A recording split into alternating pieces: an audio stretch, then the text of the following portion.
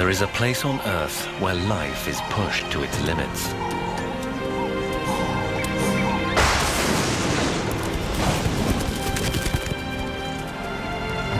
It is a land of stark beauty and brutal extremes, where survival is a constant struggle.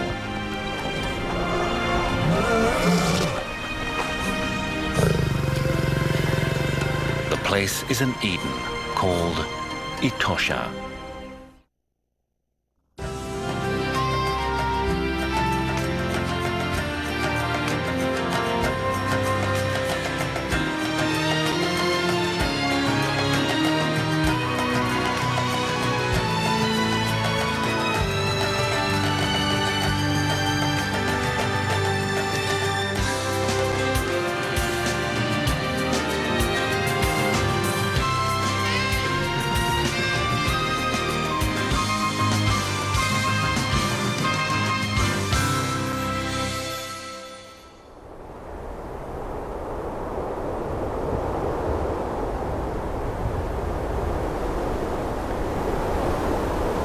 At the peak of the dry season, the heart of Etosha cracks under the scalding sun.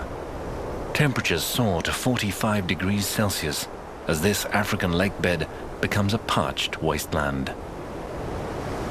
But even here, in this hostile landscape, signs of life emerge. Migrating herds, desperately searching for water, use the lake bed as a highway.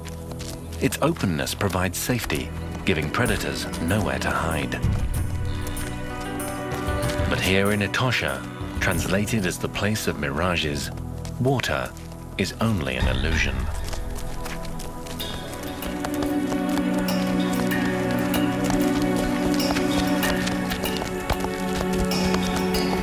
On the fringes of the Pan, thirsty animals find relief in waterholes fed by year-round springs. These life-sustaining oases draw flocks of wildlife, from wildebeests and ostriches to springboks and oryx.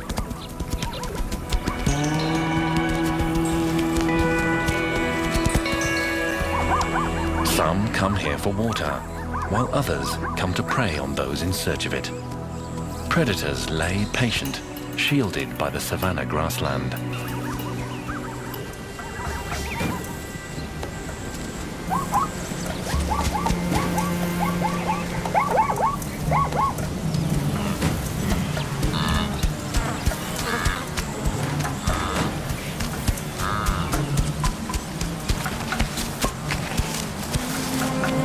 Three young lionesses prepare an ambush. When they attack, they'll use strength and all 130 kilograms of their weight to capture their prize.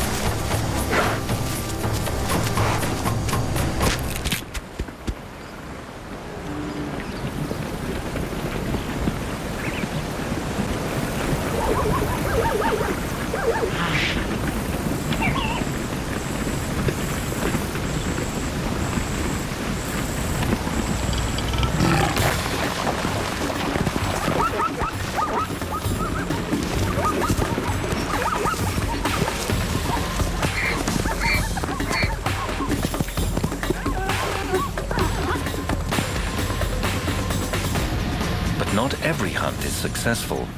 The lionesses, young and naive, are still honing their skills. And for now, their cover is broken. They'll be between 1.5 and 2 years old before they perfect the art of hunting.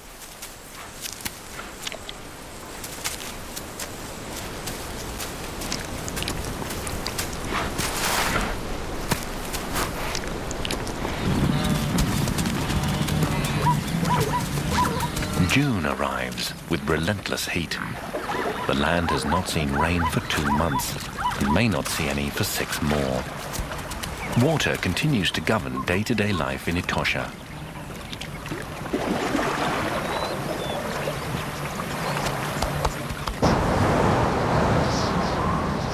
When August arrives, it marks the middle of the 8-month dry season. As Etosha grows more barren, the wind whips the dust into miniature tornadoes.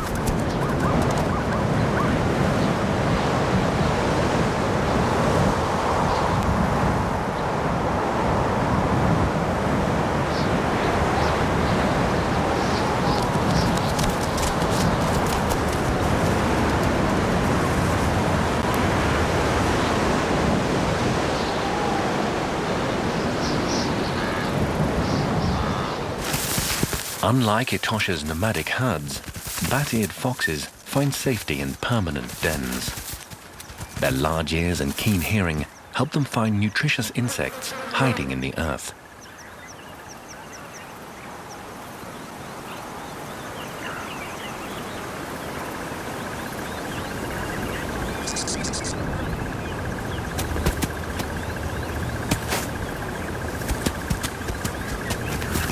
On the menu today are termites. Ground squirrels also take cover in underground dens. The dry season brings fleas that plague their fur. They remain alert, prepared for predators.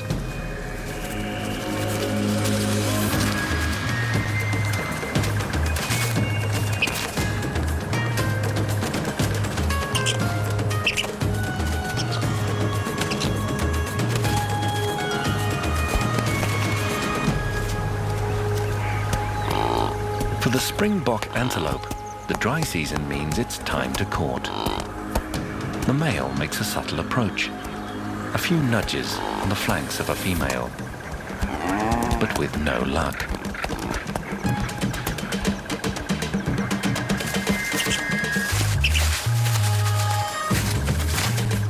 Courtship among squirrels is more of a tumble in the dirt.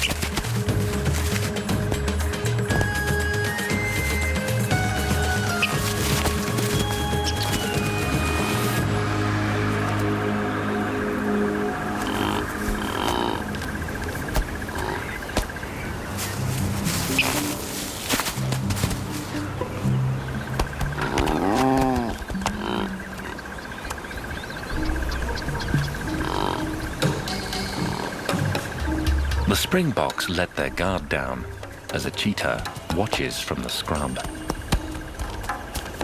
This mother cheetah has 5 cubs. A second mature female, perhaps a daughter from an earlier litter, acts as a nanny, keeping the little ones in line.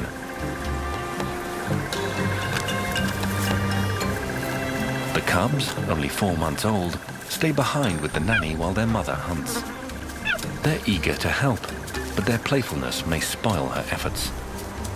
A springbok, the cheetah's favorite food and most plentiful meal on the Etosha pan, catches the cheetah's eye.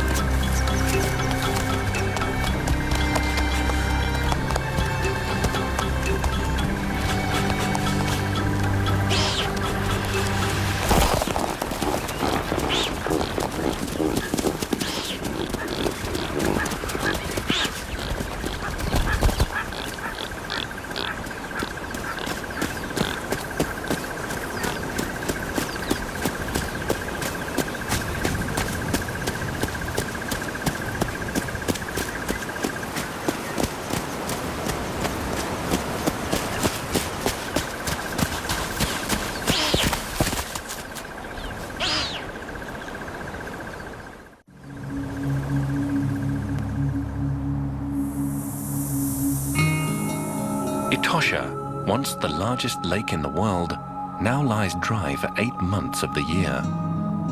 12 million years ago, the rivers that fed it changed their course, and the lake slowly vanished, leaving only a depression of sand and salt.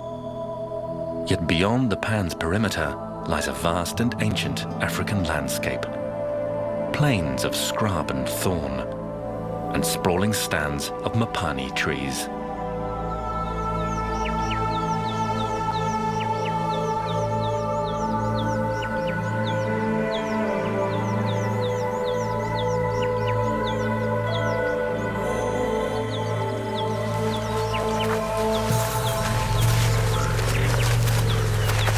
succulent leaves and shoots of the mapanis attract elephants desperate for a thirst-quenching treat.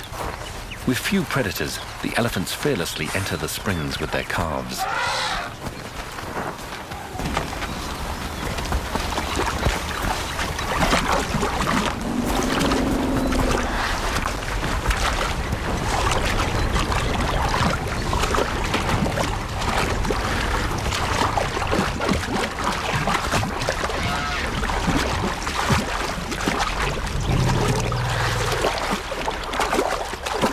This little calf, not sure how to use his trunk yet, wobbles to his knees for a drink.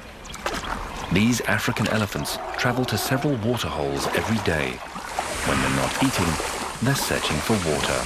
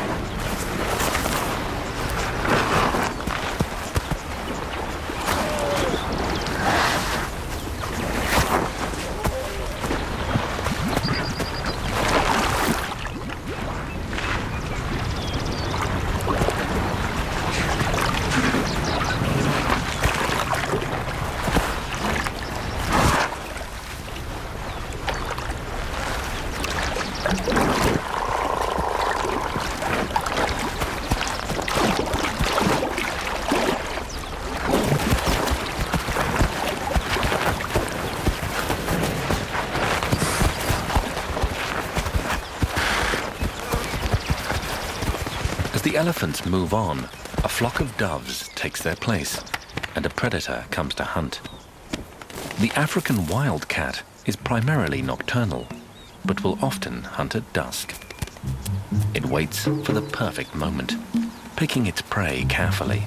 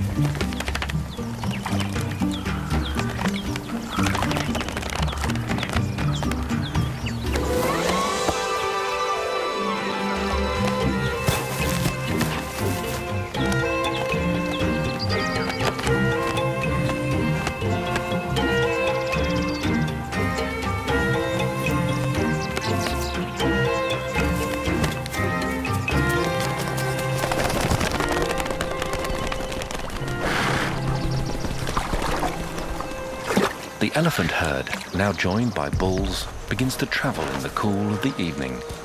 Their destination is a dusting site.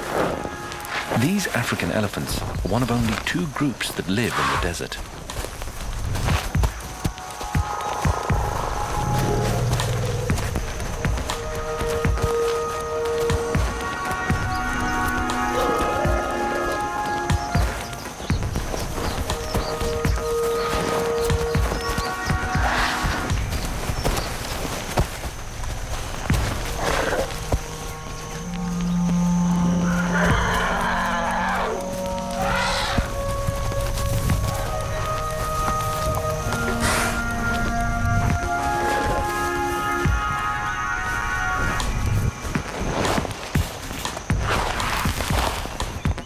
Elephants dust themselves to repel insects and to shield their skin from Etosha's burning sun.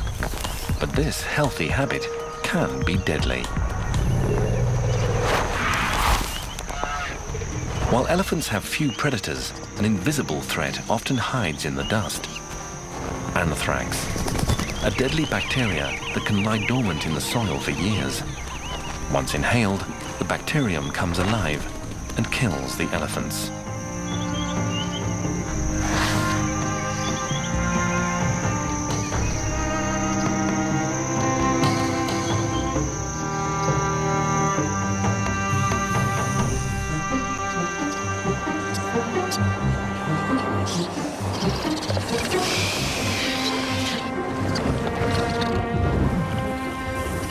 This elephant died from anthrax in a matter of hours. Now it provides a month-long feast for a procession of hungry carnivores. Vultures, in particular, come by the hundreds.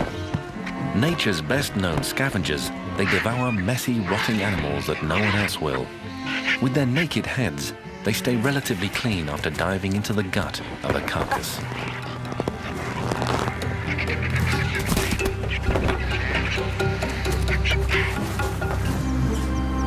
The feast ends, and what remains of a once majestic animal is left to bake in the sun.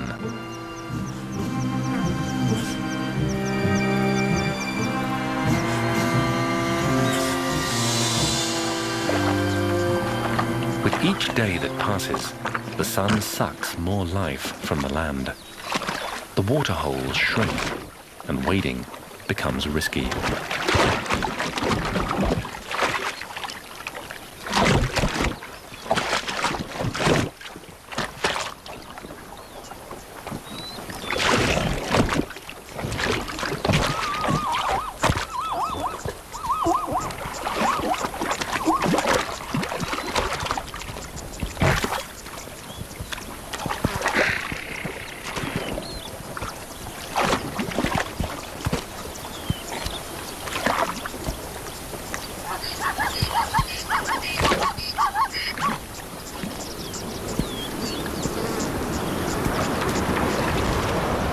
Fierce winds lift Etosha's baked earth into a choking haze of dust. But with the wind comes the hope of rain.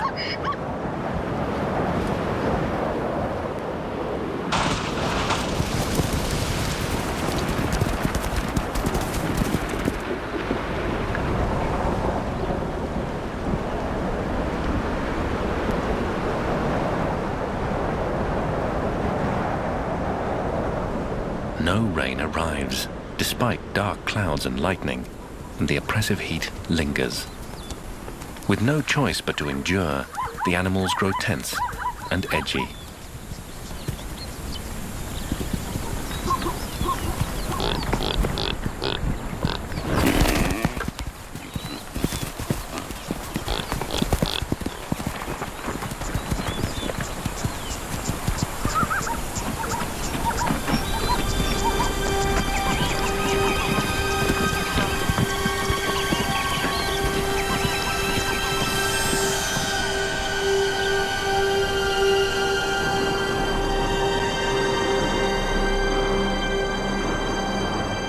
Relief finally arrives after 8 months of searing drought.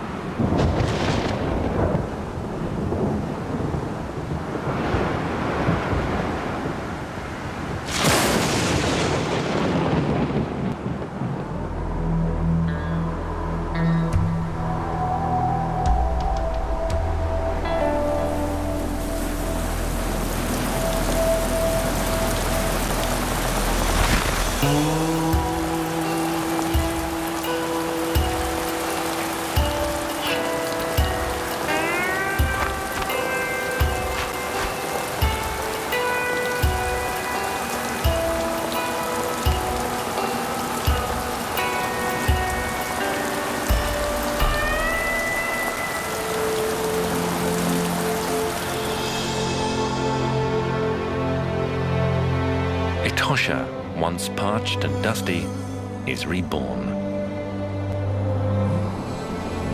The dry lake bed is now an inland sea, 80 kilometers wide, but only a few centimeters deep.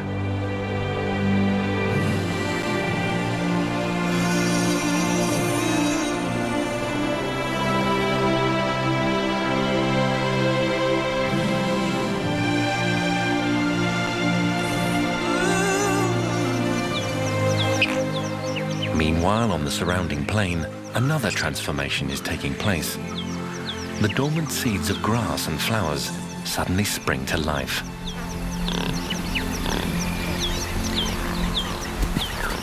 For the next few weeks, the migrating herds will no longer be dependent on water holes.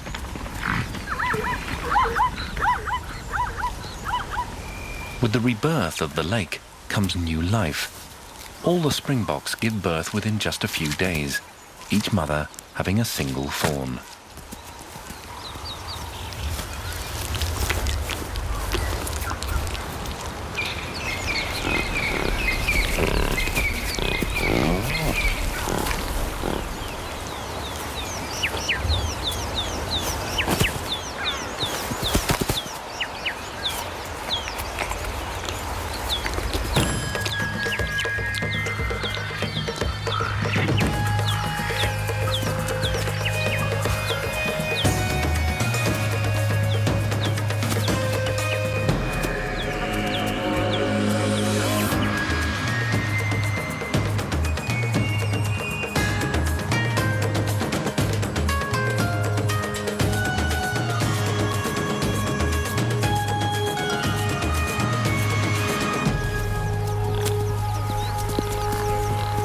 This sudden profusion of new life provides a bounty for predators as well.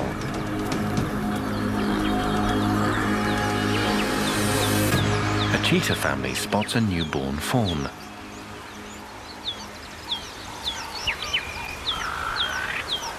The 5 cubs, now 7 months old, must learn to hunt.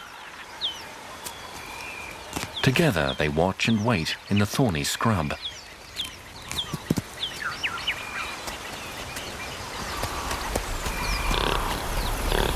Their mother watches with a critical eye as her cubs stalk their prey.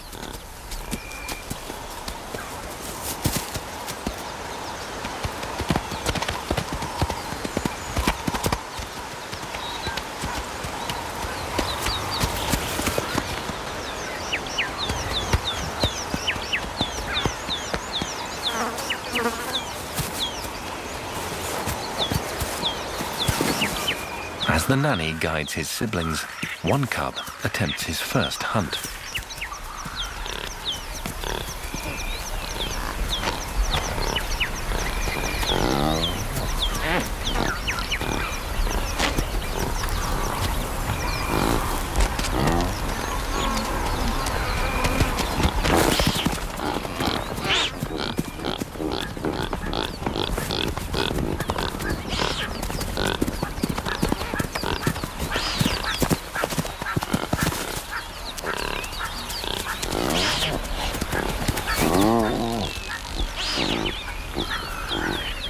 Through trial and error, they will each learn the skills they need to survive.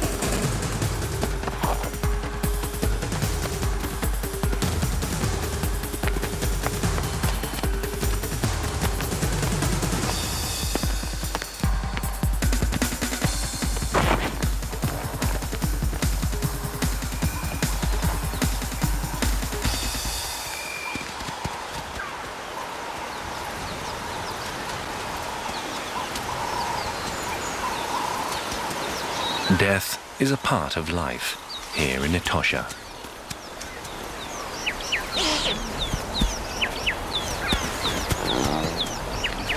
But both the hunters and the hunted must bear their share of suffering.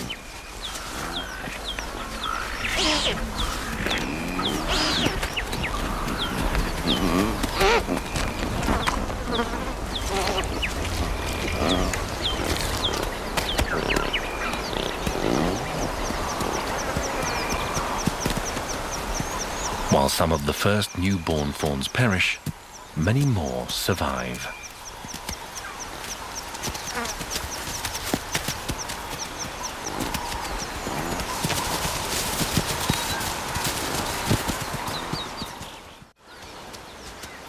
For the cheetahs, the abundance of the season offers rare time to play.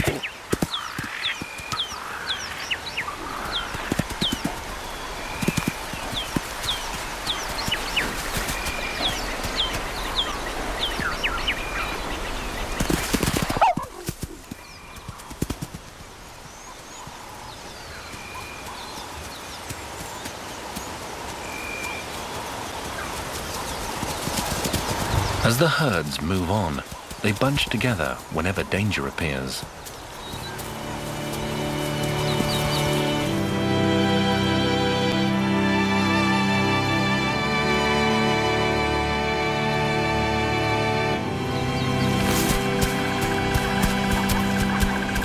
The zebras journey towards richer grasslands, with their new foals in tow.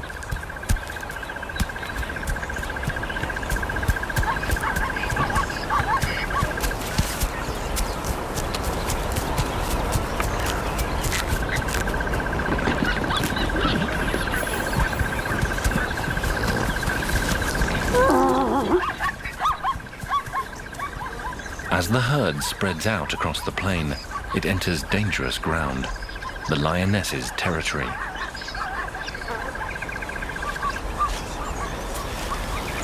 Lionesses sleep up to 16 hours a day, helping to reduce heat exposure and conserve energy.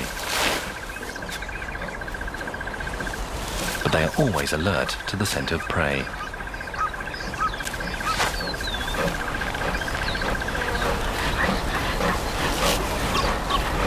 Lions are built for strength rather than endurance, and stalk their prey slowly and silently.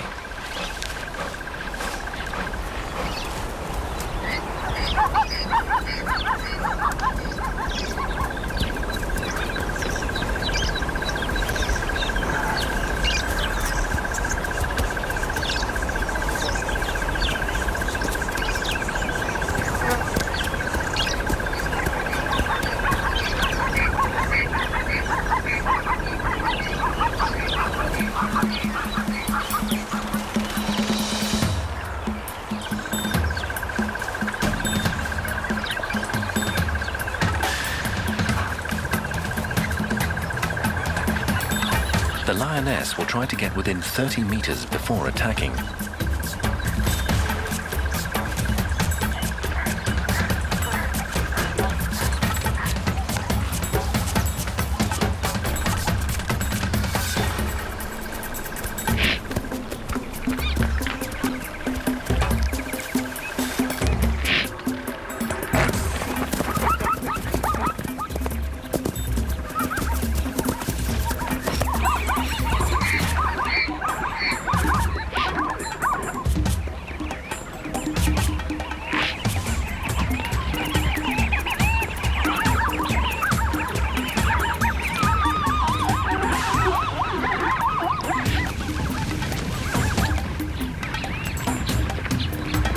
Then she strangles and suffocates her prey by clamping down on its neck.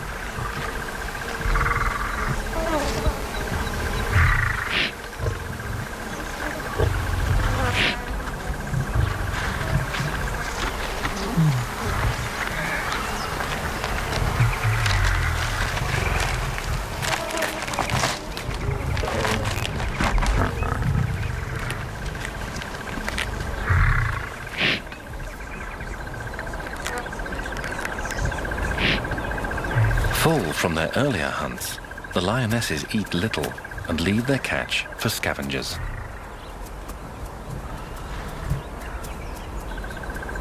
The vultures come back for the pickings.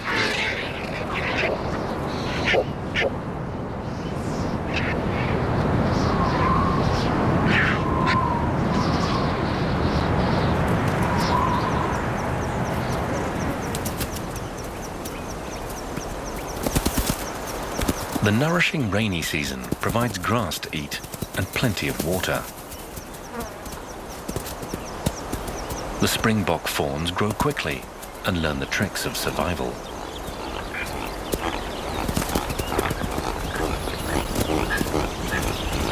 They imitate their parents by pronking.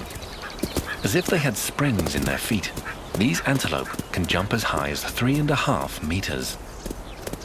They sometimes use these stiff-legged leaps to confuse a pursuing predator. But for these exuberant youngsters, there's simply a way of celebrating life.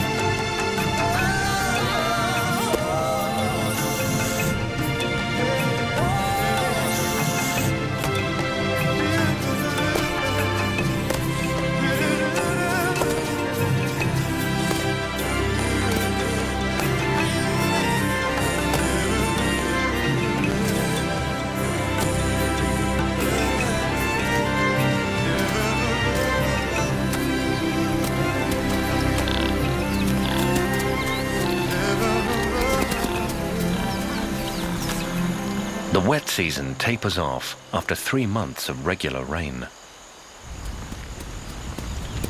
For most, it's been a bountiful time, a chance to strengthen and renew and to prepare for the harsh months ahead. Soon, cloudless skies and a blistering sun will return. The lake bed, once again, will become a salty wasteland where dust swirls and mirages blur the horizon.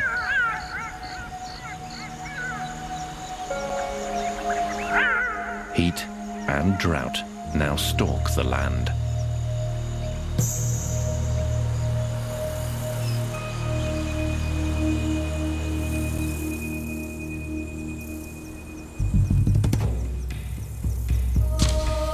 The long, dry season regains its hold as temperatures reach 45 degrees Celsius and the last drops of moisture vanish.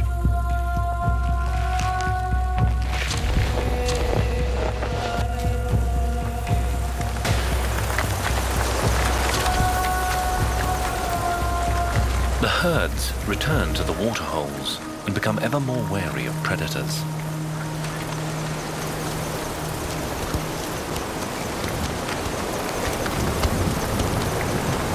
Lurking in the shadows, the cheetahs follow the herds.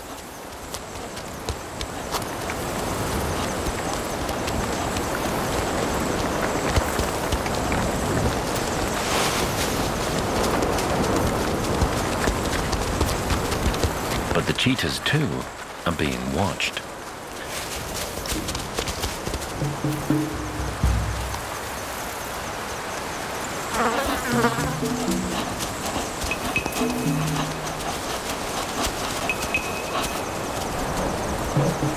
Predators dislike competition and will usually avoid their rivals, but lions often attack.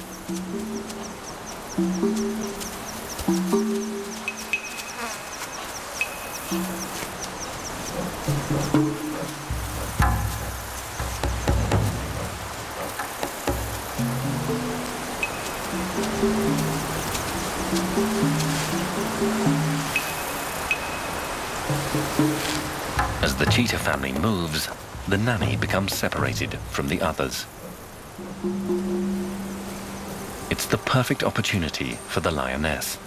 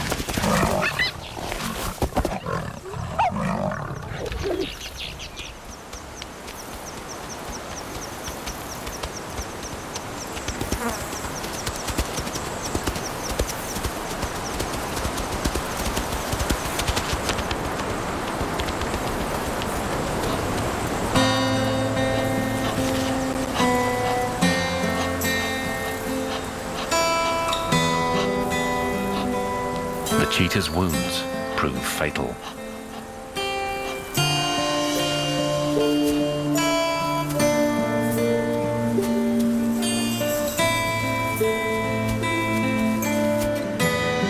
With their nanny gone, the cheetahs seek refuge on the open lake bed. But more bad luck is to follow.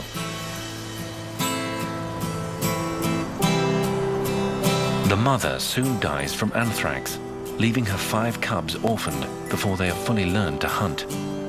3 immediately die of starvation.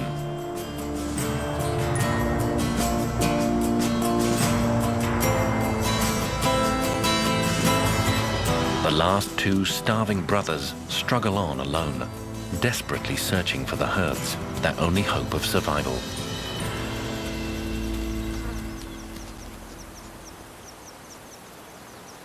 Their lives hinge on their ability to kill, but hunger and exhaustion make it tough to keep up.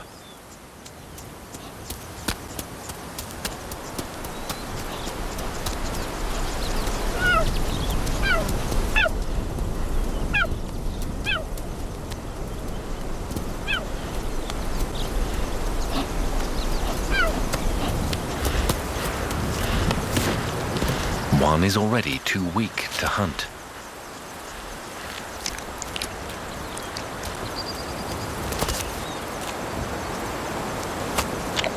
It is now up to his brother to find food for both of them.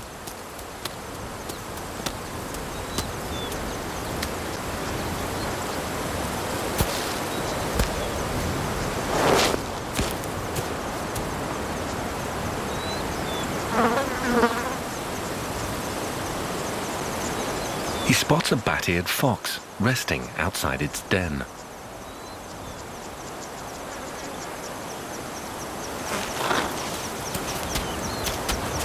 This could be his last chance to save himself and his brother. Cheetahs, the fastest animals on Earth, use bursts of speed to catch their prey. The young cub leaps into action.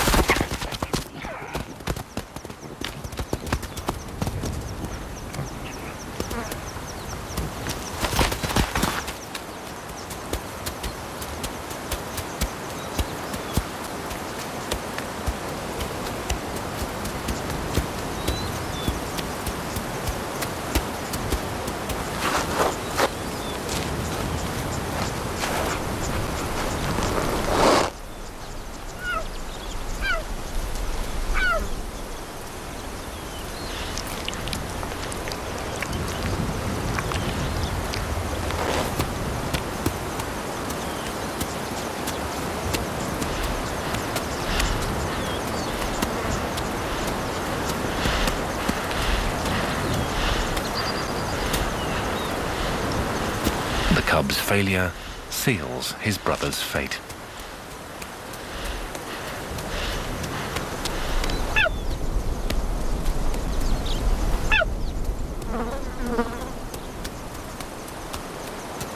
But the cub isn't ready to give up.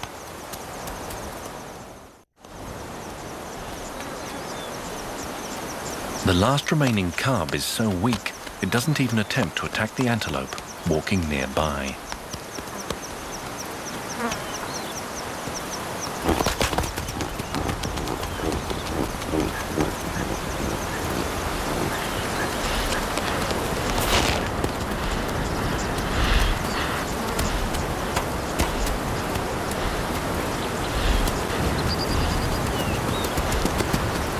Predators also begin to close in.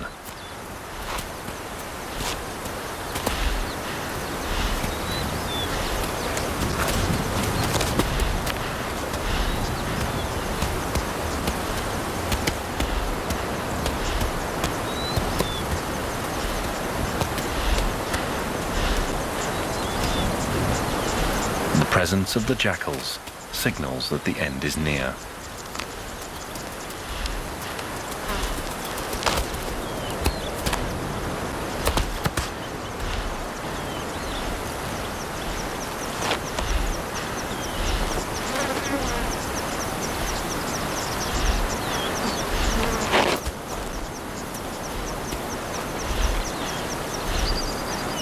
Shortly before sunset, the young cheetah dies.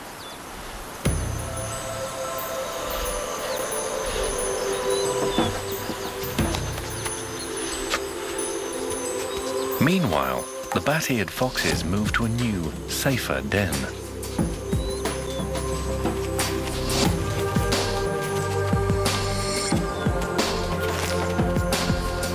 With 3 small pups to nurture and feed, their mother prepares for the long drought ahead.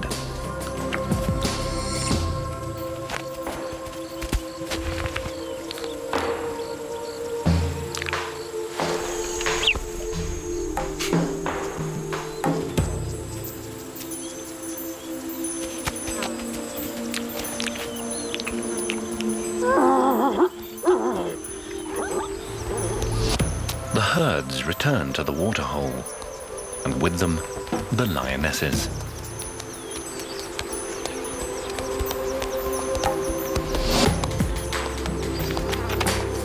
There is good news for the lioness sisters.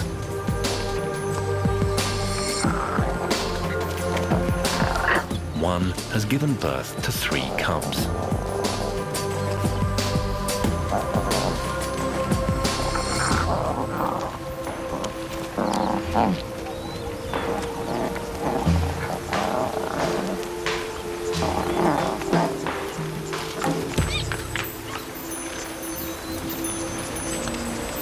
Meanwhile, another follows the herds towards the waterhole.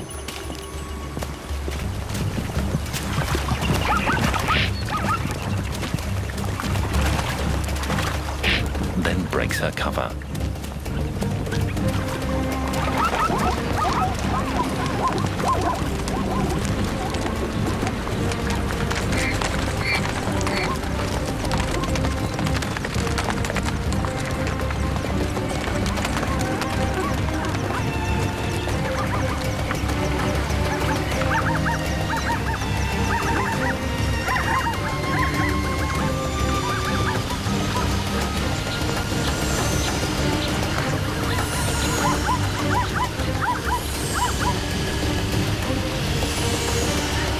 Etosha's timeless cycle of life and death continues.